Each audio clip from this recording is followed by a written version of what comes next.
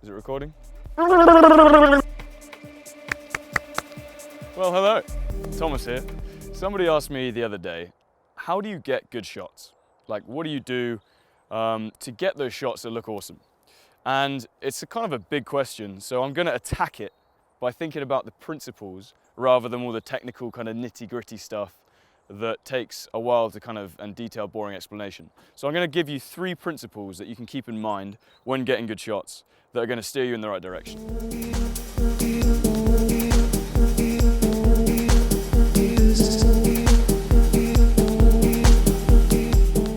So principle number 1 is lighting, and how you always need to pay attention to lighting as the sun just goes behind this cloud. So the main thing that I would emphasize of lighting is using natural light.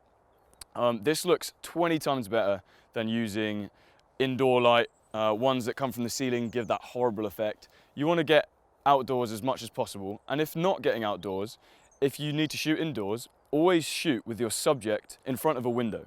So you have your subject, you have the window, and then you have the camera in between pointing at the subject. And what this does is it really gets the light on their face and literally the quality seems to go up, like it looks amazing.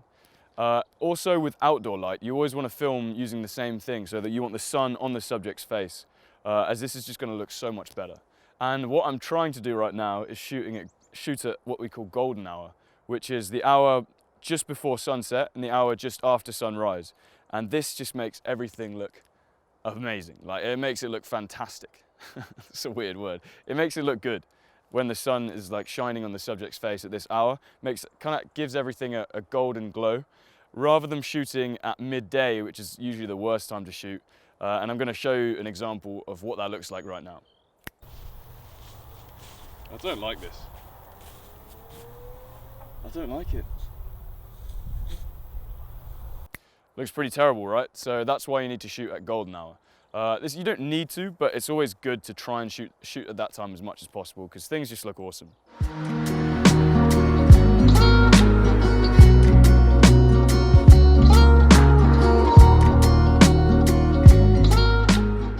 Principle number 2 is framing. And if you've read any sort of photography manual or any basic video thing, it's going to tell you that you need to pay attention to the rule of thirds.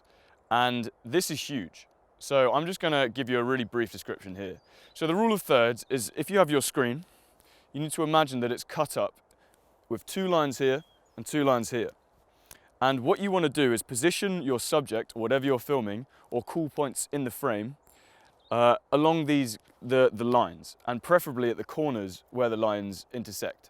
So for example, if you're shooting landscape, you want the horizon to be on this lower line or this higher line. If you're shooting a subject, you want them to be on one of these corners of the frame, like I am now. And don't ask me why, it's some like weird aesthetic psychology shit, but basically it just makes stuff look good. Also, there's heaps of other composition rules, such as leading lines, where you want lines kind of starting in the frame and leading off into the distance, and paying attention to shapes and how they touch each other. Just keep them in mind when you're doing your shots, and just start seeing the world in kind of shapes and more like a piece of art. So principle number 3, a big one that a lot of people don't really think about, is the context. So which shot comes before this shot and which shot comes after this shot? And this is going to really make a big difference to how the shot impacts the viewer. So let me give you an example. If you filmed a big, huge, epic shot of something, the shot before, if it's nice and slow and if everything kind of breaks down and if it's kind of a change in pace, if it builds up to this huge shot, it's going to impact the viewer 10 times more than if it was kind of sandwiched between 2 other big shots. So when you start thinking about it that way, then things start getting interesting. And this, for me, is what I absolutely love about filmmaking. It's paying attention to the really small details and then also paying attention to the bigger picture. And if you think about it, it's kind of like life.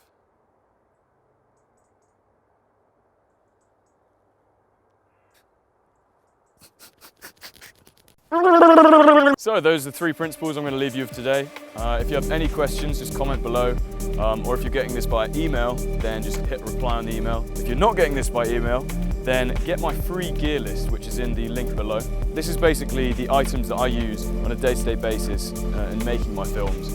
And the big thing about this is it's not a load of really expensive equipment. It's stuff that you can get for pretty cheap, starting out with a phone. So if you want to have a look at that, click it, get the free gear list, and then you'll be on my newsletter. So the sun's come out to end this video. Hoping this field looks very nice. I'm gonna go walk my dog, and I will catch you next time. Until then.